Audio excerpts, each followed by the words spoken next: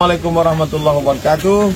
Saya bersama Biker Subuhan Pekanbaru Riau dalam kajian subuh Rabu Riyadhus Shalihin di setiap masjid musola di Jalan Kamboja, Rimbo Panjang. Bagi yang sudah bergabung istiqomah, bagi yang belum segera bergabung. Kiamat sudah dekat. Berkah selalu, sukses. Assalamualaikum warahmatullahi wabarakatuh.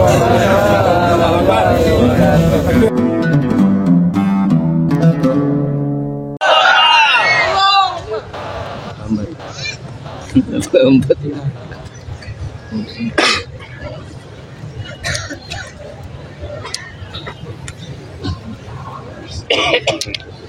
taruh itu yang mau berjalan.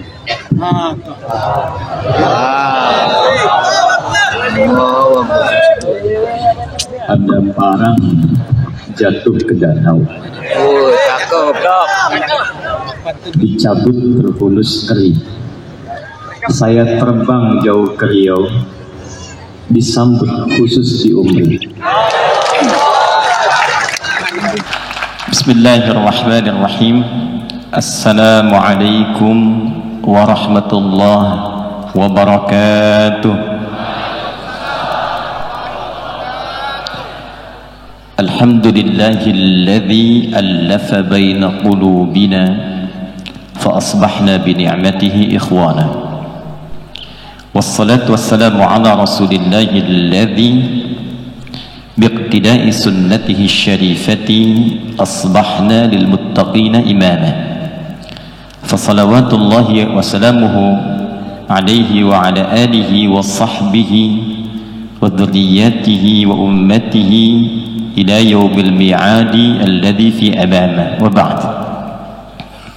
Yang kita hormati, kita muliakan tuan rumah keluarga besar Universitas Muhammadiyah Riau, Pak Rektor Al-Ustadz Syekh Dr. Sayyidul Amin beserta seluruh jajaran Rektorat, Dekanat, BPH, Profesor Kiai Haji Nadir Karim, unsur Forkopimda dari Pak Gubernur diwakili Pak Asda, juga alhamdulillah disertai dari stakeholder pemerintahan Kepri, baik yang as-sabiqunal awwalun, telah Allah berikan kesempatan yang terhormat Brigjen Saleh, baik yang sekarang kita doakan Pak Gub seyogianya berkenan membersamai, oleh Allah diuji ada sakit yang beliau rasakan,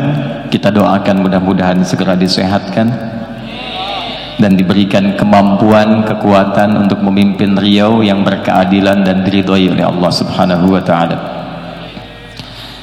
Dr. Kiai Haji Abdul Wahid, pimpinan wilayah Muhammadiyah, kita doakan beliau sehat, bisa mencerdaskan berbagi ilmunya dan memberikan keberkahan di bumi Riau ini.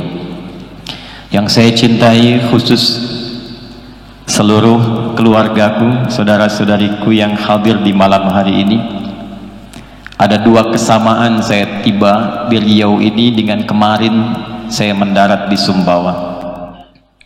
Yang pertama, saya melihat wajah-wajah yang semangat, penuh perjuangan untuk menuntut ilmu.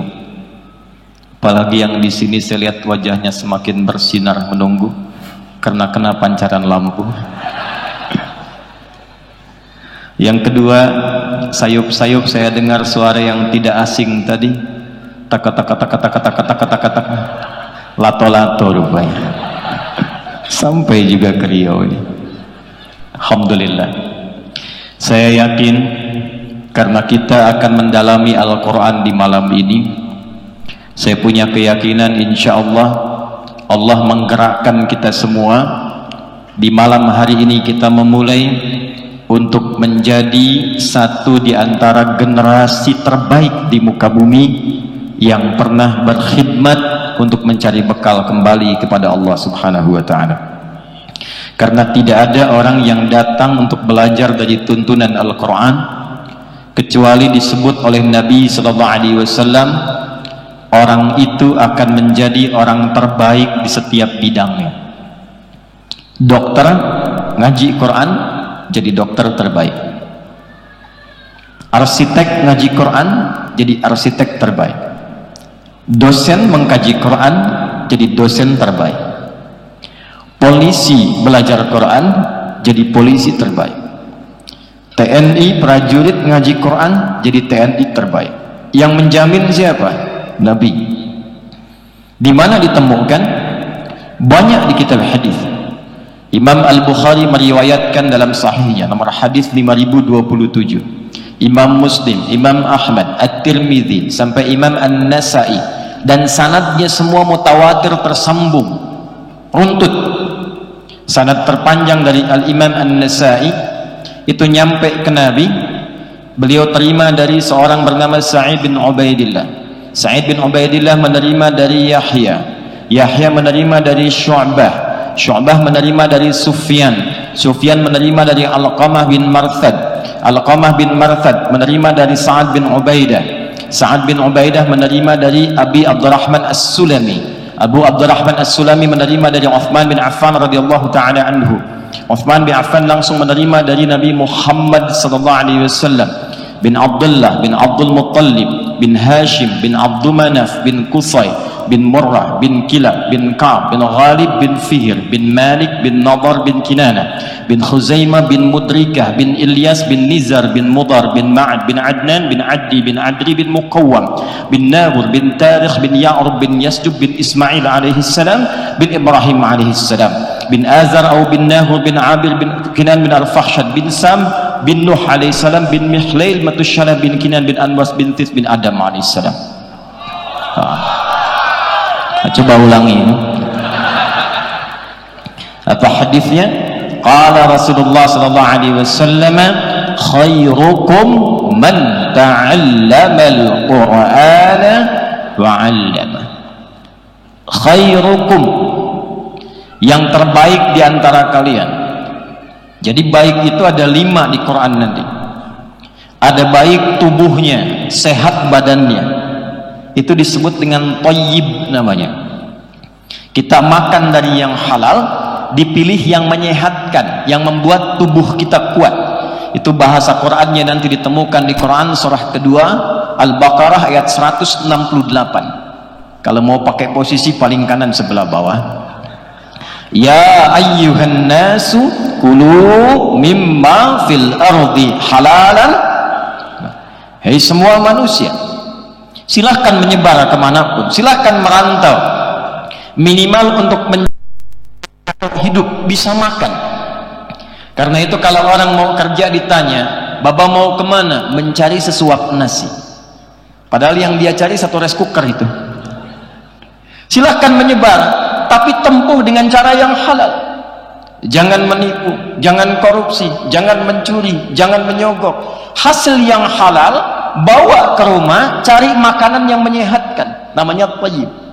Jadi kalau orang Arab ditanya kaifa haluka ya akhi, apa kabar? Dia jawab alhamdulillah ana thayyib, saya sehat, kuat fisiknya. Tapi kan belum tentu fisiknya sehat, akalnya juga sehat, sifatnya juga baik. Tubuhnya baik, apakah sifatnya baik? Belum tentu. Ada namanya Bang Thayyib tuh. Dia sehat, baik, tapi 2 kali puasa, 2 kali lebaran, dia nggak pulang-pulang tuh. Nah, ketika seseorang dia ingin merubah, menampilkan sifat-sifat yang baik, dia jujur, dia adil, dia dermawan, dia sopan, semua sifat ini disebut dalam bahasa dengan khair namanya. Apa namanya? Khair. Nah, kata Nabi, orang kalau belajar Quran itu ciri pertamanya pasti akan merubah dirinya menjadi orang baik. Karena itu kalau orang sukses menghafal Quran, sukses membaca Quran, sukses meriset Quran, itu ukurannya bukan berapa banyak dia baca ayatnya, bukan berapa banyak dia hafalkan ayatnya. Ukurannya dari Al-Quran, berapa banyak ayat yang dia baca itu merubah dia menjadi pribadi yang lebih baik. Quran surah ke-35 Fatir ayat 32.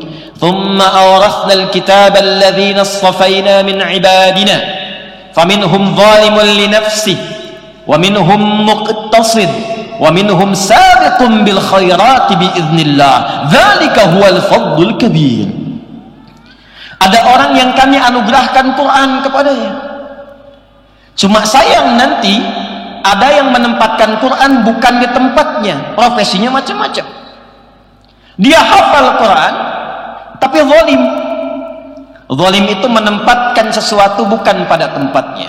Contoh begini, saya punya cangkir, gelas, saya punya gayung. Kalau mau mandi pakai apa? Gayung. Kalau mau minum pakai apa? Gelas. Ada orang minumnya pakai gayung, mandinya pakai gelas. Zalim namanya.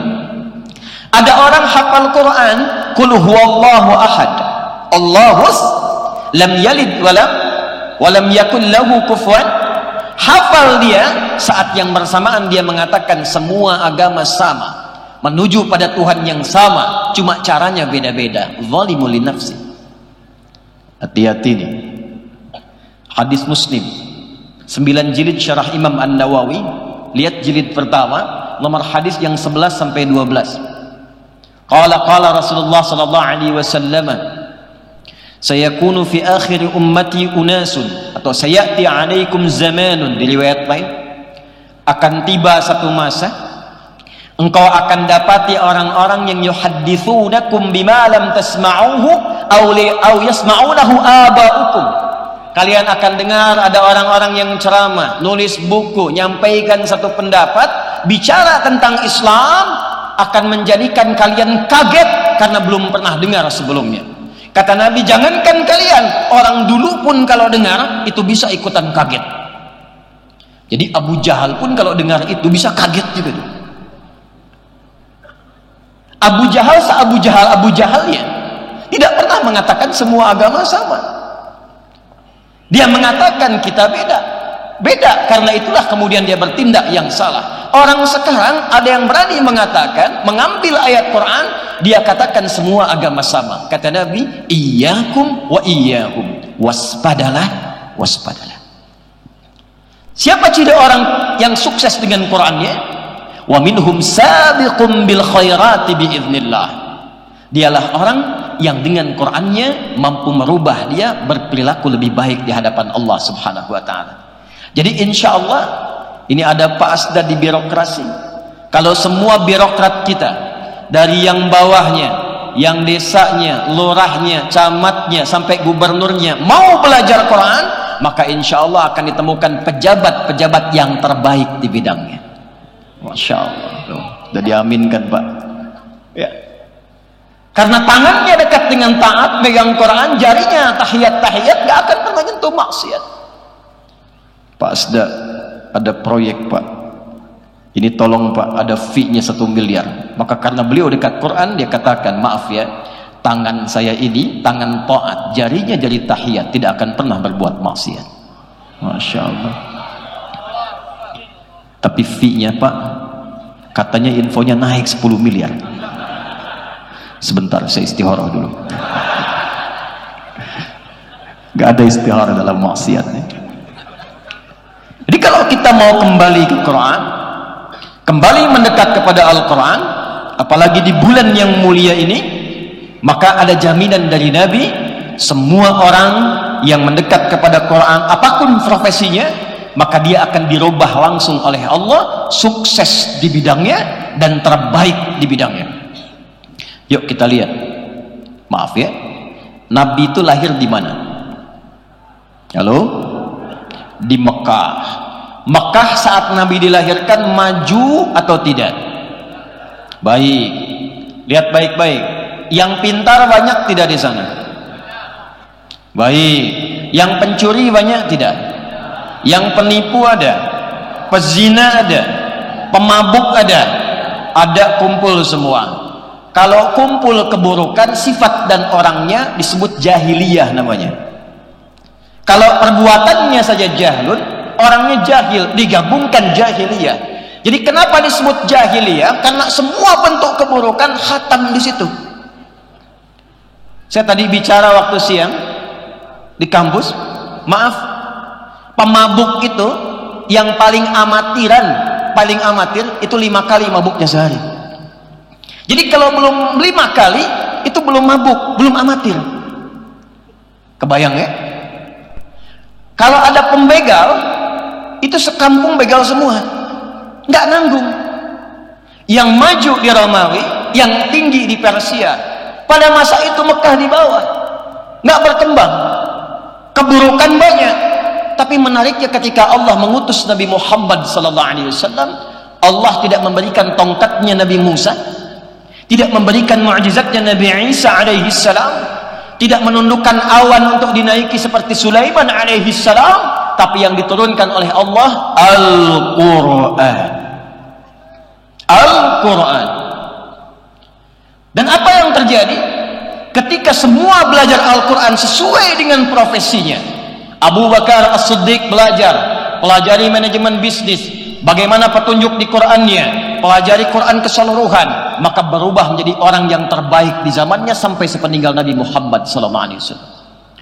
Umar yang tadinya keras, yang kalau bertemu ngajak berkelahi, hei, siapa yang berani denganku ketemu di bukit A, tapi pamit dulu pada ibu yang telah melahirkannya, karena dia akan kembali tanpa nama. Umar yang pernah jualan Tuhan yang terbuat dari roti, musim panas keliling-keliling Tuhan, tiba-tiba lapar, disimpan Tuhan berhalanya itu di atas satu batu, kemudian minta izin, ya Lata ya Manat ya Uzza a'dhirini, tolong maafkan aku sementara, toleran dikit, kuntu ja'ian, saya lapar sekarang, pinjam kepalanya sebentar makan. Lapar lagi, pinjam tangannya sebentar, sampai habis Tuhan yang dijual dikonsumsi sendiri. Setelah masuk Islam, Allahu Akbar, tak ada satu pun yang terbaik di zamannya mewarisi Nabi dari keberaniannya, kehebatannya, ilmu belusukannya yang ditiru sampai dengan kini. Umar, pemimpin pertama yang meniru Nabi belusukan itu Umar bin Khattab radhiyallahu ta'ala anhu. Ada seorang ibu dengan anaknya kelaparan, saking tidak ada makanan, kemudian apa yang terjadi? Beliau menggoreng-goreng batu dalam pasir sambil memberikan syair, duhai khalifah, enak-enak di istananya, kami di sini rakyat kekurangan berbagai hal, hanya goreng batu, tak ada makanan. Lewat Umar sedang belusukan mendengar itu, lantas Umar kembali ke Baitul Mal, membuka, mengeluarkan gandum sekarung, dipinggul kemudian oleh beliau. Ketika dipanggul itulah datang ajudannya ingin membantu, kata beliau, tidak, saya yang dihisap. Dibawa ke tempat ibu itu dan tidak mengatakan saya Umar. Zaman dulu nggak ada kamera, zaman dulu tidak ada media sosial, zaman dulu tidak ada update status, zaman dulu tidak ada peluang untuk menampilkan ke banyak orang. Umar tidak cerita kalau beliau Umar, dimasakkan oleh beliau. Bahkan saat dimasakkan itu ibunya masih bersyair, duhai khalifah, enak-enak di istana, cuma orang lain yang datang ke sini untuk membantu saya memasak. Disuapkan pada anaknya tanpa pernah mengatakan saya Umar. Kenal Utsman bin Affan? Ayo bilang kenal. Utsman manajemen bisnisnya bagus, diajak oleh Abu Bakar As-Siddiq, Abu Quhafa masuk Islam, mengajak Abdurrahman bin Auf masuk Islam. Tapi setelah menerima risalah Quran, belajar dari Quran, meningkat bisnisnya sampai naik level kayanya ke level yang tertinggi, nomor 3. Nomor 1 kaya, nomor 2 kaya banget, nomor 3 kebangetan kayanya. Sampai sekarang Umar masih punya aset di Madinah. Saya katakan tadi siang, terakhir saya umrah beberapa waktu lalu, sekarang sudah ada hotel namanya Hotel Utsman bin Affan, wakaf Utsman bin Affan di Madinah. Modalnya apa? Mengolah sumur dengan kebun, diwakafkan jadi aset, dimasak kemudian dialih fungsikan menjadi hotel, hasilnya disimpan di rekening bank, disedekahkan atas nama Utsman bin Affan. Orangnya sudah meninggal 15 abad yang lalu, masih punya rekening di bank Saudi sekarang, Utsman. Antum masih hidup belum tentu punya rekening di sana tuh. Jadi semua orang dengan profesinya itu pasti jadi orang hebat. Khalid bin Walid, Abu Ubaidah bin Abi Al-Jarrah, Nabi punya 12.000 orang sahabat setelah meninggal dunia, 38-nya panglima. Satu kekuatan panglimanya bisa menaklukkan Persia dan Romawi. Barokah dari mana? Quran. Apakah hanya untuk orang di masa Nabi saja? Tidak. Karena Quran itu kalau berkahnya sudah turun, maka satu, siapapun yang menerima Quran akan menjadi orang terbaik. Dua, di tempat manapun ada ahli Quran, tempatnya akan mendapatkan keberkahan menjadi baik. Tiga, di waktu kapanpun ada Quran, waktunya akan diberkahi oleh Allah sehingga menjadi baik. Contoh, Quran diturunkan oleh Allah lewat malaikat siapa? Jibril. Jibril ketika menerima Quran berubah status menjadi Sayyidul Malaikah Ruhul Amin, pemimpin para malaikat. Nabi Muhammad SAW menerima Al-Quran, statusnya naik jadi Sayyidul Anbiya wal Mursalin. Waktunya Quran turun di satu malam. Saat turun di malam itu berubah status malamnya dari malam biasa jadi malam istimewa. Malam biasa itu disebut dengan lail. Lail jamaknya layali. Lail, lela, lili, leli, layali itu malam. Ibu Leli, ibu malam-malam. Tapi kalau ada yang istimewa di malam itu, tambahkan tak di ujungnya, lailah. Quran diturunkan di malam itu, jadi berkah malamnya. Inna anzalnahu fi lailatin mubarakah. Ada berkahnya. Ketika berkah, berubah nilai malam itu, value-nya berubah. Nilai pahalanya lebih daripada 1000 bulan. Disebut dengan malam Al-Qadar. Inna anzalnahu fi lailatil. Turun di harinya Jumat, Jumatnya berubah jadi Sayyidul Ayyam. Turun di mana? Mekah, Mekahnya bertambah keberkahan. Nabi pindah dari Mekah kemana? Dari Mekah kemana? Dari Mekah kemana? Bukan Madinah. Madinah itu ketika ada Quran. Saat Nabi pindah, pindahnya bukan ke Madinah, pindahnya ke Yathrib namanya. Yathrib itu nama satu dari umat Nabi Nuh yang setelah banjirnya reda 1 tahun 10 hari berpencar. Ada yang bernama Yathrib nanti bin Mahlil kakeknya datang ke wilayah itu bertempat disebut dengan nama orangnya, maka tempatnya disebut dengan Yathrib. Nabi datang ke situ, maaf sekali ekonomi tertinggal, pasar dikuasai Yahudi, dimonopoli, konflik tinggi, 600 tahun Aus dan Khazraj gak pernah tuntas, politik tajam, kriminalitas tinggi, pasarnya kotor. Datang ke situ turun cahaya Quran, cuma 2 tahun berubah, berkembang jadi suasana kota, pasarnya stabil, orangnya jadi baik, kemudian jadi suasana kota yang mencerahkan, ilmu mulai banyak sehingga dikenal. Kalau ada pasar yang jujur, itu tuh di sana. Kalau ada orang-orang baik, itu di sana. Kalau ada orang-orang yang hebat, itu di sana. Semua menginspirasi. Suasana kota yang menginspirasi dalam bahasa Arab disebut dengan Al-Madinah Al-Munawwarah. Turun Quran jadi Al-Madinah Al-Munawwarah. Jadi Quran itu turun dimanapun, di tempat, di waktu, di orangnya, pasti merubah jadi baik. Apakah hanya di era Nabi saja? Tidak. Karena satu-satunya kitab suci yang dijadikan bimbingan sampai akhir masa kehidupan hanya Al-Quran. Taurat diturunkan pada siapa? Halo? Pada siapa? Musa alaihi salam. Untuk siapa? Bani Israel. Tahu dari mana? Quran. Ya, itu paling gampang, Quran. Quran surah 17 ayat yang kedua, wa ataina Musal kitaba, dan dengan keagunganku diberikan Musa kitab namanya Taurat. Quran surah ketiga ayat ketiga, ya nazzala 'alaikal kitaba bil haqqi musaddiqan lima baina yadayhi wa anzalat Taurat. Apa fungsi Taurat? Balik lagi ke Quran surah ke-17 ayat 2, wa ataina Musal kitaba wa ja'alnahu hudan li bani Israil. Khusus sekomplek Bani Israel saja. Itu aja, nggak keluar. Nabi Isa dapat apa? Injil. Injil di dalamnya sama, hudan, tapi untuk siapa? Li Bani Israil. Quran beda. Ketika turun risalahnya, kalimatnya beda. syahrul ramadhan alladzi unzila fihil Quran hudan lin nas. Hudan lin An-Nas disebutkan 241 kali dalam Al-Quran, mencakup semua manusia tanpa kecuali, tanpa batas. Dan oleh Allah dijadikan abadi karena dijamin melewati setiap masa. Karena itu dijaga semuanya, lafadznya dijaga, maknanya dijaga, keutamaannya dijaga, kemuliaannya dijaga. Nggak ada satupun kitab di muka bumi yang sejak diturunkan dibaca terus sama isinya, tak berubah. Zaman Nabi dibaca alif lam mim, zaman sekarang dibaca alif lam mim.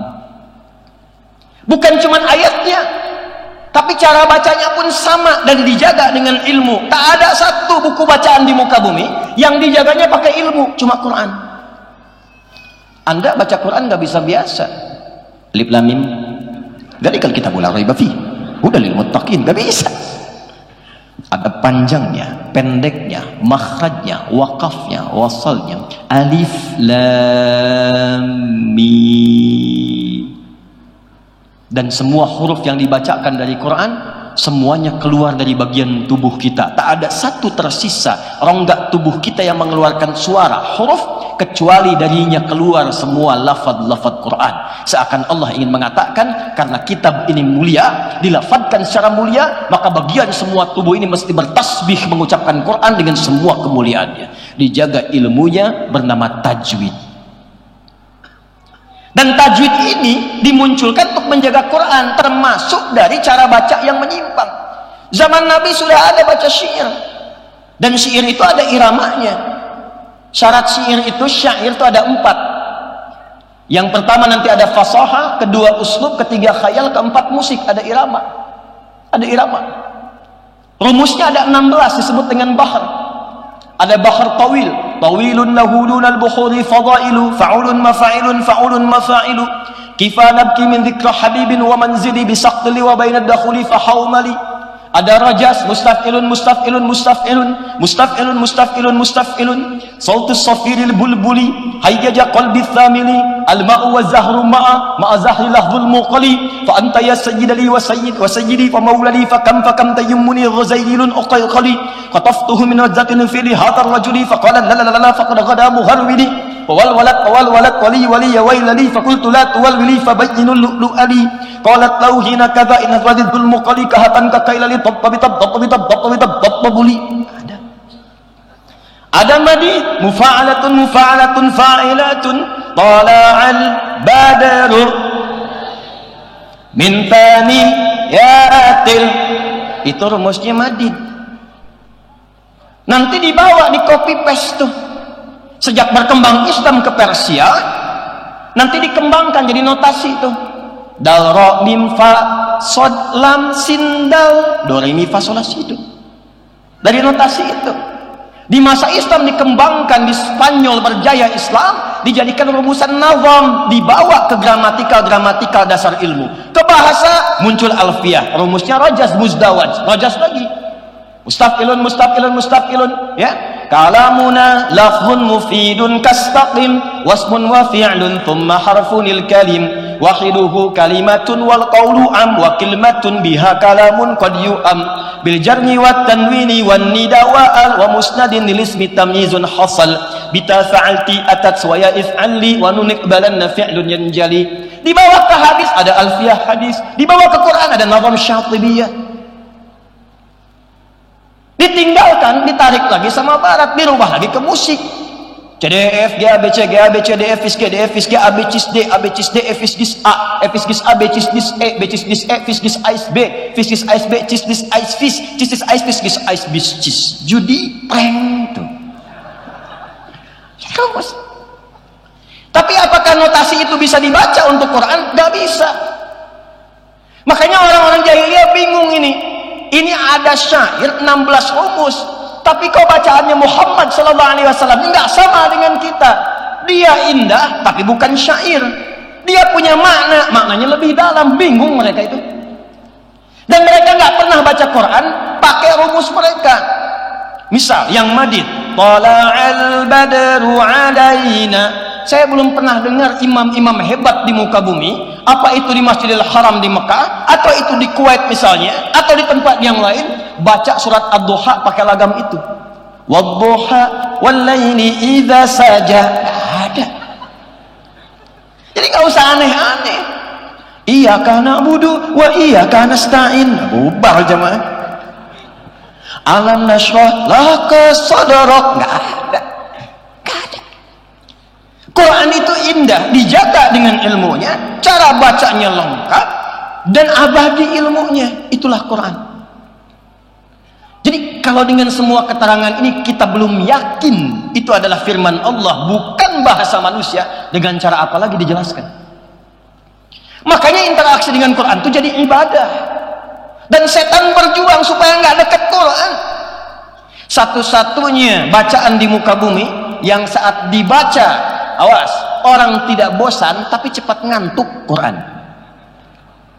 Ada orang bosan baca Al-Fatihah sini? Coba saya tanya, sehari itu baca Al-Fatihah 15 kali atau 16 kali? Coba, 16. Berarti subuhnya cuma 1 rakaat. 17 kali.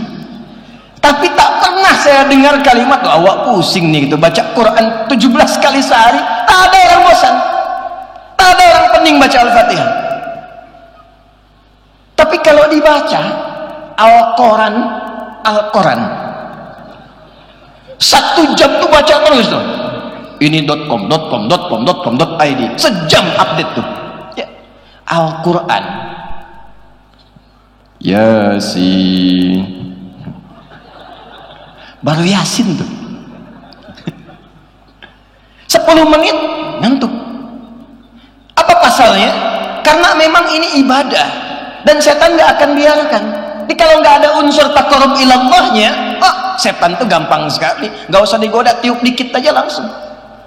Tapi kalau ada unsur ibadahnya, merubah anda jadi baik, karena setan tuh nggak kenal baik. Lawannya malaikat, nggak kenal salah. Setan disebutkan 88 kali dalam Al-Quran, malaikat disebutkan 88 kali dalam Al-Quran. Malaikat membisikkan ke jiwa takwa, setan memprovokasi nafasnya, fujurnya, nafsunya. Nafsu disebutkan 115 kali dalam Al-Quran, takwa yang terkait nafsu disebutkan 115 kali dalam Al-Quran. Allahu Akbar, Allahu Akbar. Cepat, sudah azan. Pernah merasa begitu? Itu bisikan malaikat. La ilaha illallah. Tenang, baru azan, belum komat. Itu setan. Setan nggak kenal benar, karena itu setiap yang dekat dengan kebenaran setan masuk supaya salah, masuk. Malaikat nggak kenal salah, kenalnya benar terus. La ya'sunallaha ma amarahum wa yaf'aluna ma yu'marun. Jadi mengerjakan yang benar terus, nggak kenal maksiat, tupoksinya jelas. Makanya nggak pernah terjadi malaikat berbuat maksiat. Pernah dengar malaikat Jibril korupsi ayat? Nggak ada. Gak ada. Setan gak kenal dengan kebaikan, salah terus. Manusia punya potensi baik, tapi juga punya potensi yang bisa disesatkan oleh setan, tengah-tengahnya.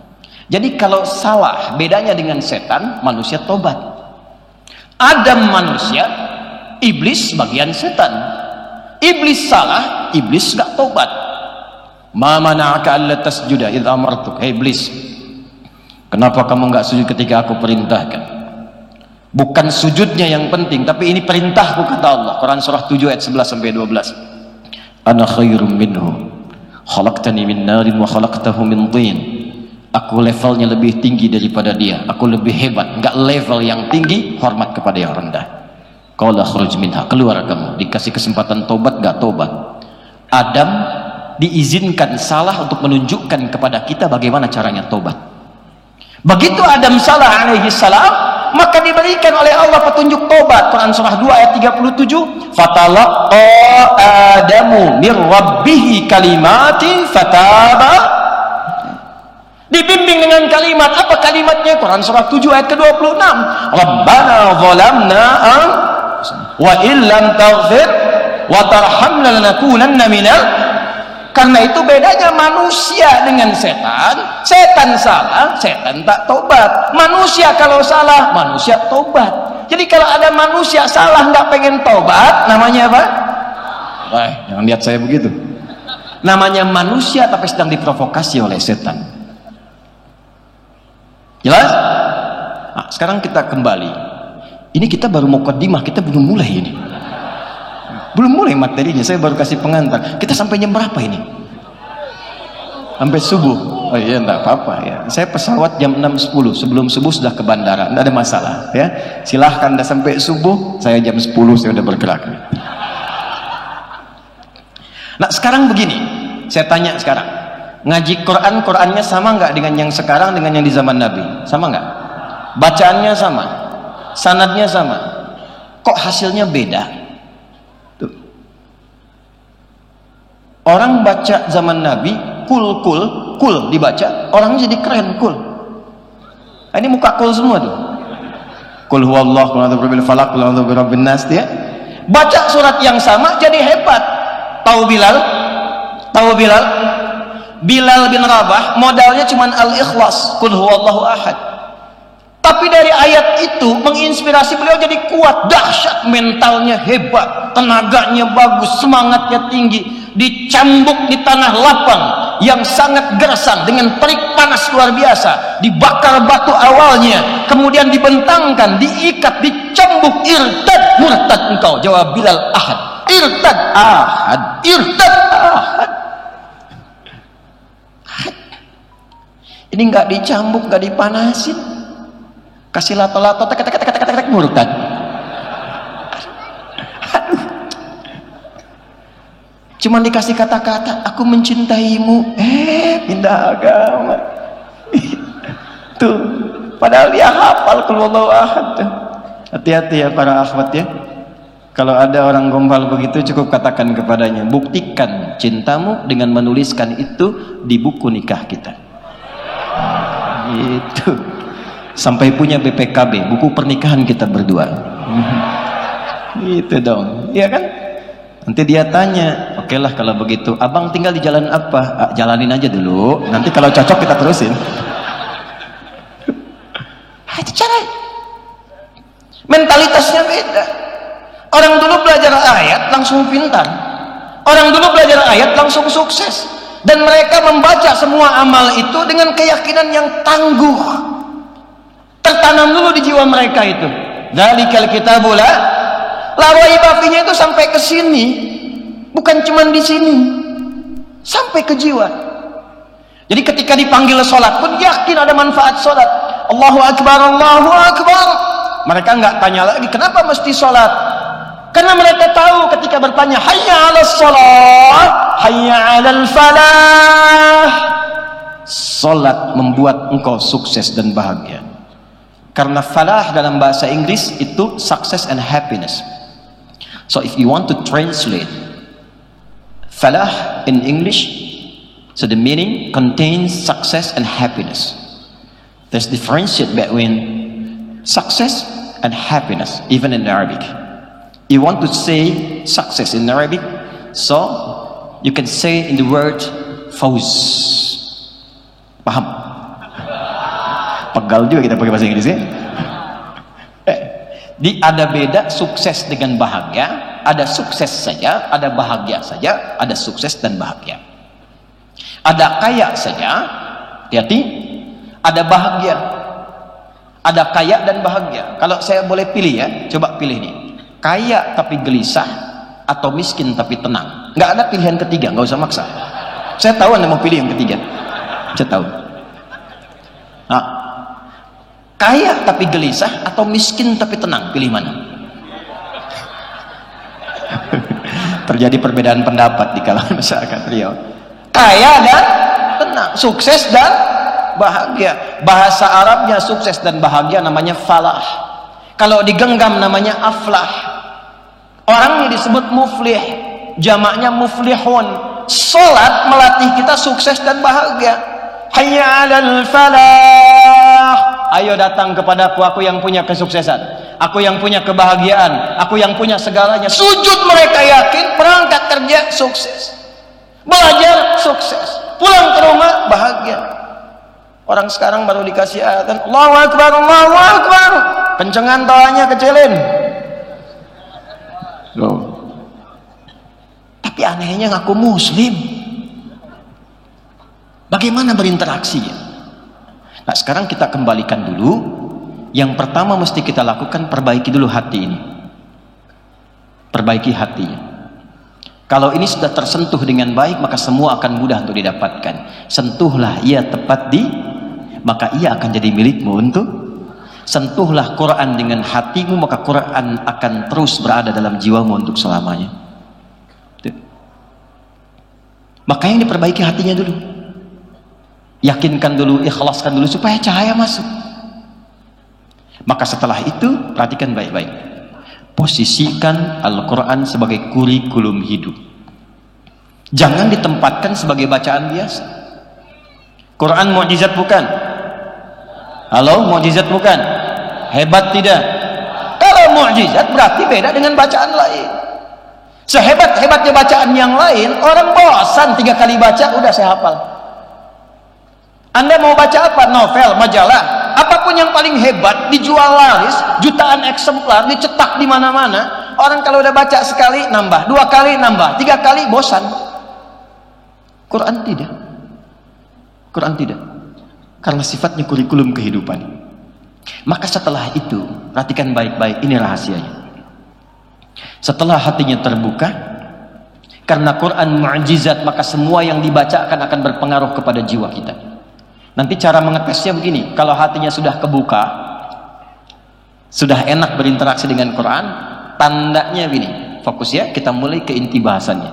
Tandanya Quran surah 8 ayat kedua, 1. Innamal mu'minuna alladhina idza dzukirallahu wajilat qulubuhum wa idza tuliyat 'alaihim ayatuhu zadatuhum imana wa 'ala rabbihim tawakkalun.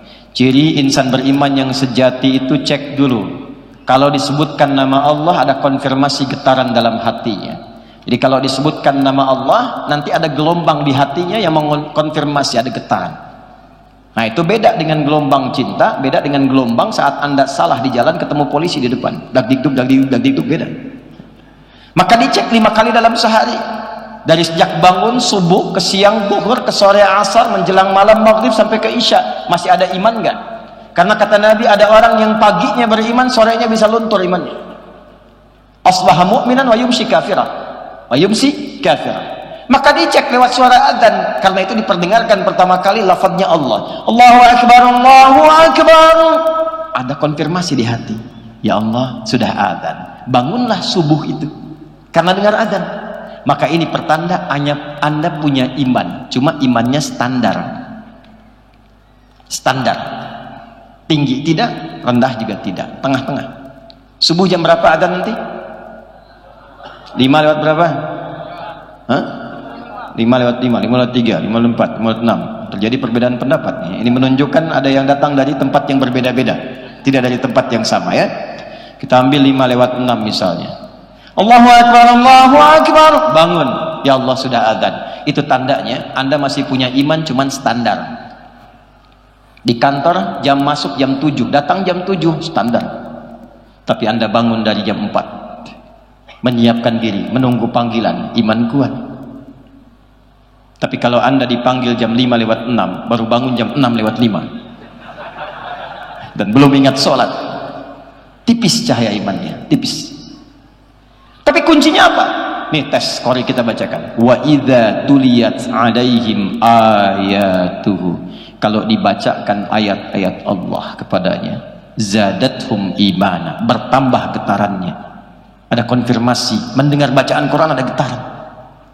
Makanya bacanya nggak boleh sembarangan, tajwidnya dibaca. Apalagi kalau suaranya indah seperti Qori tadi. Izin Pak Rektor, Pak Ketua BPH, nanti yang Qori tadi insya Allah kami tanggung biaya kuliahnya ya sampai selesai insya Allah. Bacaannya bagus sekali. Balik. Nah itu dites. Kalau sudah ada konfirmasi, nanti dipakai interaksinya enak. Itu mauhibah namanya. ada pembuka diberi oleh Allah. Nggak perlu indah-indah nanti, tapi kalau baca ada getaran. Maka ada keinginan nanti untuk membaca. Kalau sudah ada itu jangan tinggal, karena untuk memulai lagi itu nggak mudah. Maka kata Al-Quran, kalau sudah ada kebuka hatinya, akan terbagi kepada 3 golongan ahli Quran. 1, tahap pemula. Tahap apa namanya? Pemula. Wujudnya qiraah. Bahasa gampangnya mulai senang baca. Dia belum paham, dia belum menghafal, tapi tiap hari senang baca. Kalau tak baca tak enak hati. Maka dia punya gerakan one day one juz, one day one verse, sehari 1 ayat, sehari 1 juz, one day one page, sehari 1 halaman. Karena kecintaannya ingin dekat dengan Quran, tak bisa tinggal. Saya punya murid di TK, dari TK, cintanya ke Quran tinggi. Dia hanya mau masuk kelas kalau ada kelas Quran. Kalau tak ada pelajaran Quran, dia tak mau, dia tunggu di luar, dia murojaah baca sendiri. Dipaksa masuk, nangis. Ada yang lebih daripada itu. Ada anak yang kalau nggak baca Quran sehari sakit. Anak-anak. Itu sudah menyatu. Nah, nanti kalau sudah terbiasa baca, nggak mau tinggal, jadilah dia golongan ahli Quran di level pertama. Level pertama. Nah, ini yang akan membantu dia nanti, 1, menstabilkan mentalnya. Karena ciri khas Quran itu kalau dibaca bikin tenang. Dibaca bikin ala bidzikrillahi tatmainnul. Yakinlah kalau zikirmu banyak ditingkatkan, maka hatimu semakin bertambah tenang. Quran disebut oleh Allah dengan zikir. Quran surah ke-15 ayat 9. Inna nahnu nazzalna dzikra wa inna lahu lahafizun. Jadi kalau Anda sering baca Quran, hati tambah tenang. Makanya ibu yang akhwat yang perempuan, kalau sedang punya masalah, tumpahkannya jangan di media sosial. Ada masalah dikit, Pekanbaru mendung dikit, bikin status Pekanbaru mendung ya. Emang kenapa? Nah, ini tadi ada kesaksian yang tentang perempuan. Saya sedikit sekali jelaskan, boleh ya? Perempuan tuh unik, di Quran namanya 2. Laki-laki cuma 1. Laki-laki kalau sendirian disebut rojul, kalau banyakan disebut rijal, tapi hurufnya sama semua, ra, jim, lam. Rajul, rijal itu bahasa Arabnya sesuatu yang tegap, kokoh, berwibawa. Makanya kaki disebut rijlun karena tegap, menopang bagian tubuh. Suaranya tegas, berwibawa. Makanya kalau melambai hilang kewibawaannya. Ya. Coba bayangkan kalau ada ustadz ceramah, assalamualaikum, bubar jemaah. Tegap. Ya. Perempuan tidak. Dia kalau sendirian namanya mar'ah. Apa namanya? Mar'ah, dari kata muru'ah, yang senang tampil indah, senang terhormat. Karena itu cermin disebut mir'ah. Orang Arab mengatakan al-mar'atu kal mir'ah, karena perempuan senang tampil indah, sering dekat dengan cermin. Mau berangkat ke sini dia bercermin. Turun dari mobil dia lihat spion, bercermin lagi. Dan mulai duduk dia lihat handphone, bercermin. Nah, itu perempuan. Suami mau berangkat, ada acara, Pak Rektor mau keluar, itu batiknya sedikit sekali, ya, bahasa Rusianya lecek katanya, cuek aja, kelihatan oleh istri tercinta. Tunggu abah, rapikan dulu. Perempuan. Tapi kalau banyakkan, dia berubah namanya dari mar'ah menjadi nisa. Tuh. Hurufnya udah beda. Laki-laki rajul, rijal, perempuan mar'ah, nisa. Apa artinya nisa, Bu? Bukan. Apa artinya nisa? Nisa itu bukan perempuan, bukan wanita. Nisa itu perempuan-perempuan. Kalau sudah banyakkan. Kenapa disebut nisa? Seakar dengan nasa. Nasa itu artinya apa? Sikap yang kadang suka mencurahkan apa yang dirasakan.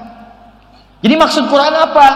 Kalau dia sendirian, sependiam apapun, ketemu temannya suka cerita. Oh. Makanya diingatkan di surat An-Nisa ayat 34. Fassalihatu qanitatun hafizatun lil ghaibi bima hafizallah. Ciri perempuan-perempuan yang saleh itu di sisi Allah, dia taat kepada Allah dengan cara menaati suaminya pada yang baik-baik. Kata suami berhijab, insyaallah abi. Ikut ta'lim, insyaallah. Tahajud, insyaallah. Ayo, siap. Hafidhatul lil ghaibi bima hafizallah. Dan dia menjaga kehormatan rumah tangga, terutama suami ketika tidak sedang bersamanya. Judulnya pengajian taklim. Datang ketemu kawan. Apa kabar ukhti? Alhamdulillah baik. Sehat? Sehat. Anak-anak gimana? Alhamdulillah. Suami bagaimana? Di situ masalahnya. Cerita. Kadang-kadang sekarang tidak ada perkumpulannya sudah bisa bikin status.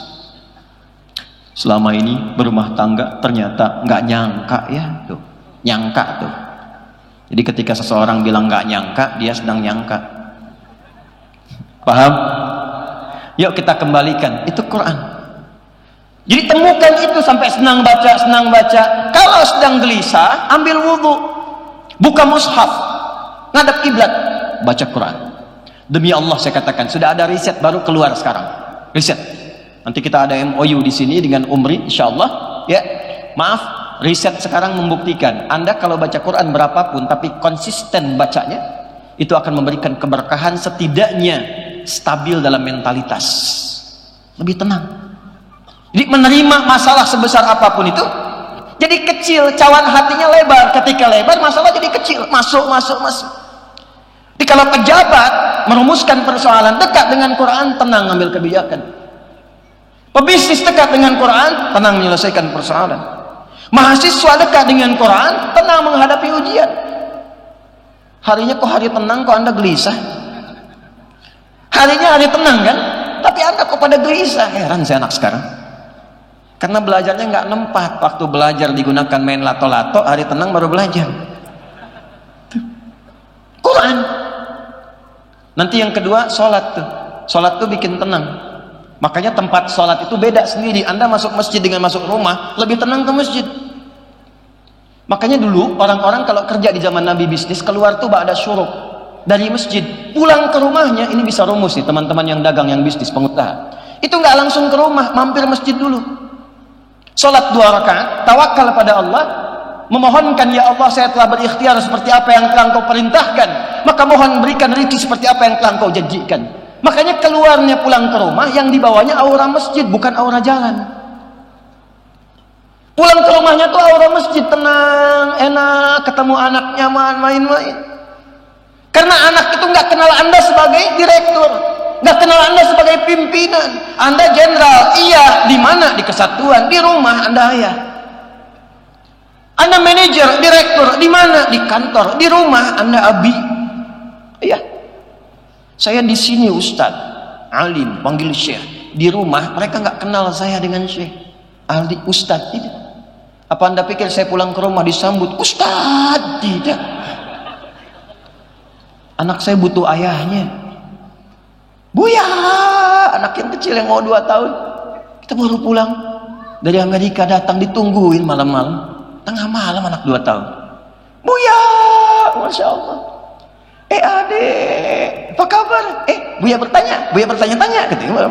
Apa lagi? 2 tahun. Kita dengar aja lah, dia cerita, dia main kuda-kudaan, dia naik ke punggungnya, naik jalan-jalan. Alhamdulillah, dia rindu buyanya ternyata. Dia nggak kenal Ustaz, tak peduli dia. Kenal ayahnya. Masjid, bikin tenang. Ada seorang saleh, rajin murajaah Quran, baca Quran, dan dia padukan dengan masjid. Ini kisah nyata. Saya kalau cerita hampir nggak pernah saya kutip yang aneh-aneh. Ini daerah Pasar Rebo agak ke atas, orang soleh agak sepuh. Jadi beliau ini unik. Tiba-tiba ada orang dari kota ingin bangun masjid, tapi pengen di situ dan dikelola oleh bapak itu. Bayangkan. Saya juga nggak paham gimana tiba-tiba bisa terjadi itu. Singkat jadi kelola, jadi dirawat, disayang-sayang, dan wafatnya sesuai dengan kebiasaannya. Masya Allah. Kamis Ramadan, nunggu senderan belakang, meremlek, meninggal. Ya Tuhan, nafsun mutmainah, indah wafatnya. Awas belakang tuh, meremlek tuh. Quran. Nah, yang kedua, ini insya Allah nanti kita kerjasamakan dengan Umri. Makanya kenapa saya mulai dari kampus. Nanti insya Allah saya keliling Tidak jadwal-jadwal kita bertemu. Mungkin nanti pesantren-pesantren Quran, mungkin nanti dengan pemerintah setempat kita diskusi, ya, tunjukkan nilai keislaman baik. Yang kedua itu namanya tilawah, kajian Quran sesuai dengan passionnya, jadi kurikulum. Misal Anda yang dagang, yang bisnis, kan sudah tahu pebisnis di masa Nabi dituntun Quran, sukses, asetnya sampai sekarang masih ada. Pertanyaannya, kenapa Anda tidak mengeluarkan konsep manajemen bisnis dalam Quran? Diikutin, dan gak akan pernah bertentangan dengan sistem kehidupan. Lalu detailnya lihat dalam hadis. Makanya Quran dengan hadis bersanding. Ada Quran, detailnya di hadis. Imam Al-Bukhari kan saat nulis kitab Sahih Al-Bukhari, Al-Jami' As-Sahih Al-Musnad Al-Mukhtasar min umuri Rasulullah sallallahu alaihi wasallam wa sunanihi wa ayyamihi, itu beliau kumpulkan secara tematik, ada temanya 97 tema. Jadi tema kehidupan dirinci oleh beliau sesuai kebiasaan Nabi. Ini petunjuknya. Anda yang imannya naik turun kayak lift, sudah turun gak naik-naik, pengen naik gak turun-turun, buka topik kedua, Kitabul Iman. Ada 57 hadis, dicantumkan ini ayatnya dulu, ini hadisnya, ini ayatnya, ini hadisnya. Subtopiknya dibagi, mana iman yang naik saat sendirian, mana iman kalau naik saat bersama-sama, iman kalau naik dengan harta, iman kalau naik dengan kedudukan, apa yang mengganggu iman sehingga menjadikan lemah, hindari. Ada ayat, ada hadisnya. Adik-adik yang belajar, kenapa nggak keluarkan Kitabul Ilmi, topik ketiga? Lalu Anda riset, ada ayatnya, ada hadisnya. Gimana belajarnya cepat paham, supaya nggak lupa-lupa. Kapan waktu belajar, kapan waktu mengulang, kapan mengamalkan, kapan jadwal kajiannya, ada. Nabi itu punya jadwal mengajar khusus untuk perempuan, kajian ibu-ibu, ada hari Kamis.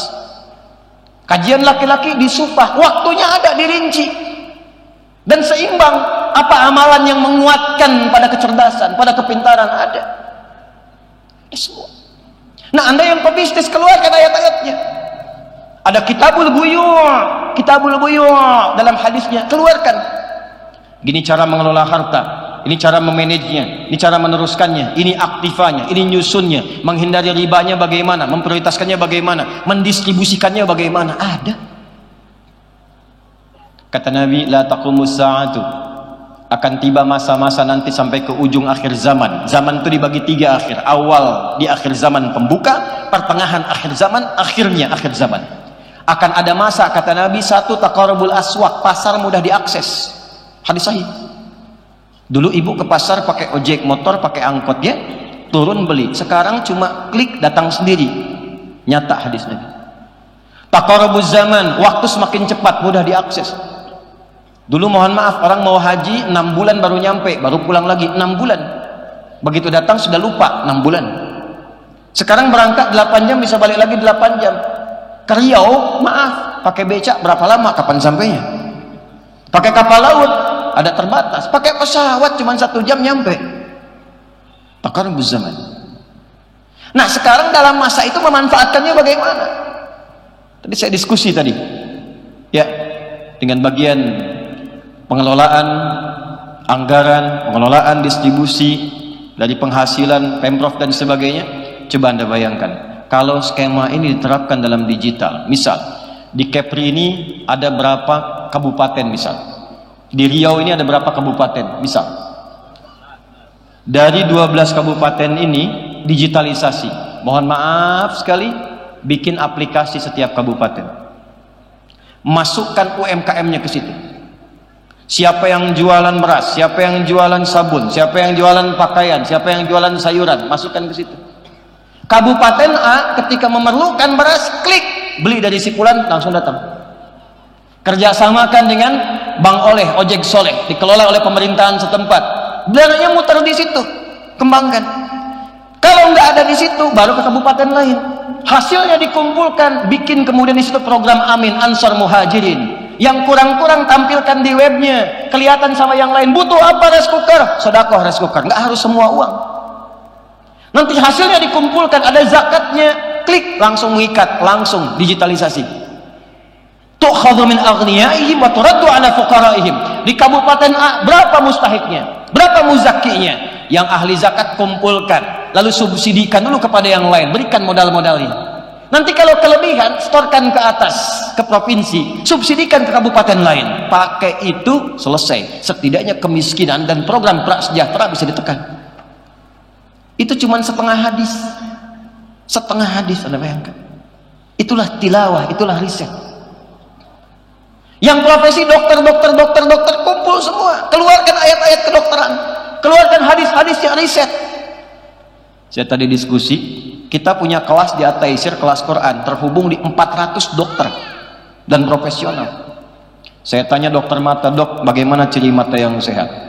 Kata beliau, kalau memantulkan optik yang sempurna, bendanya jelas terlihat. Saya bilang, yang begitu banyak, cuman saya keluar dari masjid, banyak saya lihat orang, dia betul lihat sendal, tapi dia nggak bisa bedakan mana sendal dia, mana sendal orang. Ya keluar masjid enak saja. Mana sendal saya, lupa saya taruh tadi ya. Dia pakai sendal bagus, padahal dia ke masjid tak pakai sendal. Saya tak tahu Ustaz kalau itu. Nah, inilah pentingnya Quran. Maka di Quran diterangkan antara hubungan mata rohani, mata batin dengan mata fisikal. Mata fisik dibimbing oleh iman. Qul lil mu'minina yaghuddu min absarihim wa qul lil mu'minati yaghuddna min absarihinna. Surah 24, surah Cahaya 30 ayat 31. Maka matanya melihat dibimbing imannya sehingga dia bisa bedakan. Masya Allah, berubahlah dokter itu. Kalau ada yang datang ke kliniknya punya penyakitnya bukan fisik tapi hati, maka dituliskan resepnya oleh beliau, bukan ke apotek. Quran surat sekian ayat sekian, pulang. Sekarang banyak penyakit, kalau sudah sehat, mulut dibimbing oleh imannya, maka yang keluar yang baik-baik, nggak ada celaan, nggak ada ribut-ribut, baik-baik semua. Keluar dari sini lihat baligo, ada maksiatnya, begitu dilihat palingkan, lisannya astagfirullah, paling. Nggak ada terlambat, dilihat tapi istighfar, astagfirullah, salah. Ya balik. Ini kelas kedua. Yang ketiga, yang terakhir, hafalan. Kita lihat tapi bawa mushaf. Wah, suasana gelap di belakang, nggak bisa dilihat mana ayatnya tadi. Ketemu nggak ketemu halamannya. Bawa, simpan di sini. Simpan di sini. Qiraah, tilawah, hifz, tahfidz, hamilul Quran, hafalkan Qurannya. Dan ternyata 4 kali Allah sampaikan di Quran. Sekali aja cukup, 2 kali lebih dari cukup, 4 kali nggak percaya, keterlaluan. Quran surah 54 ayat 17, ayat 22, ayat 32, ayat 40. Walaqad yassarnal Qur'ana lidzikri fahal min muddakir. Nah, itu yang insyaallah kita akan coba teruskan ke setiap tempat. Dan di Riau ini pusatnya insyaallah, tadi kita bicara dengan Pak Rektor, akan dimulai di Umri ini. Kita malam ini akan MOU formal. Nanti kita akan kirimkan sebagai pendahuluan 2000 paket hafalan Quran untuk menghafal 30 juz dalam 30 hari. Ya, bukan juz 30 juz. Dan ini terbukti insyaallah. Nanti di Bekasi itu ada yang 24 hari, 25 hari, ada yang rekor 14 hari. 14 hari. Ya, ada yang 30 hari plus. Jadi begitu 30 baru 27. Dia pengen nambah. Ya, ada yang sampai 40, 49. Usianya apakah dipikir anak-anak 14, 15? Tidak. Ada yang 49 tahun, 50 tahun, ada yang 82 tahun ikut. Maka saya berharap nanti insya Allah dari sini akan terpancar ahli-ahli Quran biiznillah. Ya. Yang kedua, nanti kita akan siapkan untuk riset di sini. Nanti dari hasil riset kami coba nanti, tadi juga ada dari Pemda, kita akan diskusi. Insya Allah ahli-ahli Quran yang dididik di Makra, kalau sudah selesai 30 juz, nanti boleh sinergikan dengan kami. Nanti kita akan didik dengan ilmunya, kita kirim ke cabang kita di 19 negara. Nanti mungkin ada yang kita kirim ke Amerika, ada yang kita kirim ke Korea, kita kirim ke Jepang. Insyaallah nanti, dan nanti diskemakan belajar supaya bisa ke luar negeri, pulang-pulang sudah banyak ulama dari Riau ini insyaallah. Ya. Nah, jadi saya tak perlu ke sini lagi. Jadi Bapak Ibu sekalian, itu yang bisa saya sampaikan. Yang terakhir, saya minta semua rukun dengan tujuan yang sama. Semua bentuknya untuk memfasilitasi. Kendaraan satu tujuan. Ada yang bis, ada yang merek-merek tertentu saya nggak sebut supaya nggak endorse. Ya, besar, kecil, biasa, tinggi, rendah, tujuannya sama.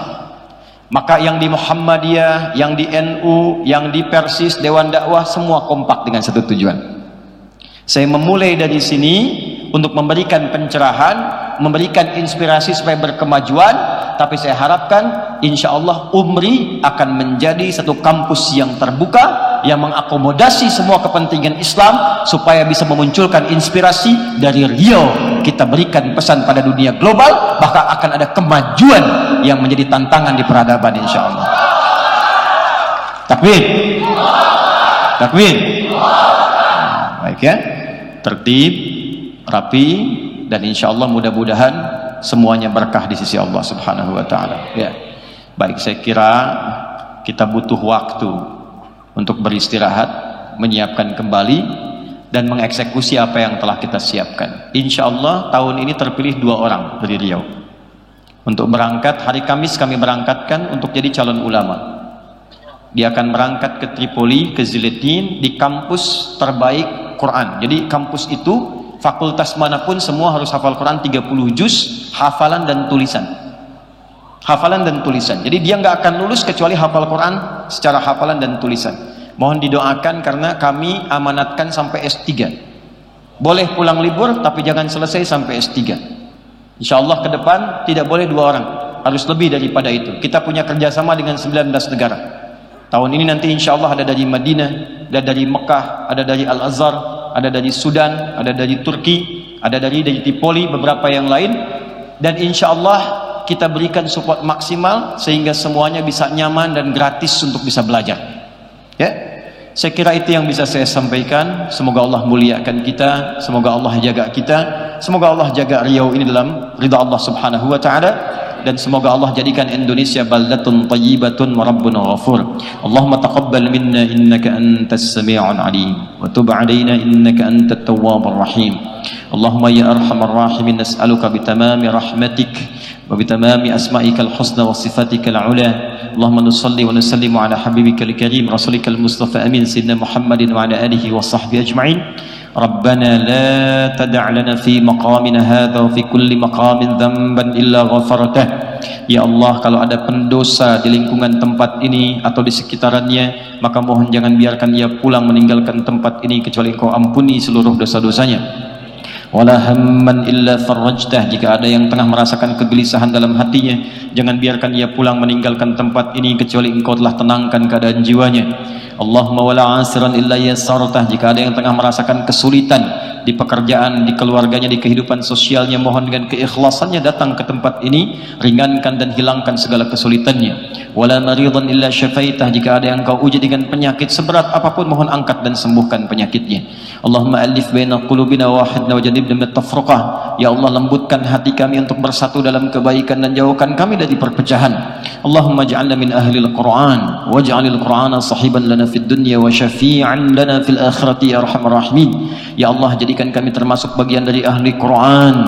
Jadikan Quran sahabat kami di dunia dan syafaat bagi kami di akhirat ya arhamar rahimin. Allahumma altaf ya Allah qulubal 'asat liyatubu ilaika taubatan nasuha. Ya Allah, mohon lembutkan hati-hati pelaku maksiat di malam hari ini agar ia sadar dan mau bertobat kepadamu sebelum Kau wafatkan ya arhamar rahimin. Ij'al baqiyata hayatina hayatan thayyibah wa akhir wafatina husnal khatimah.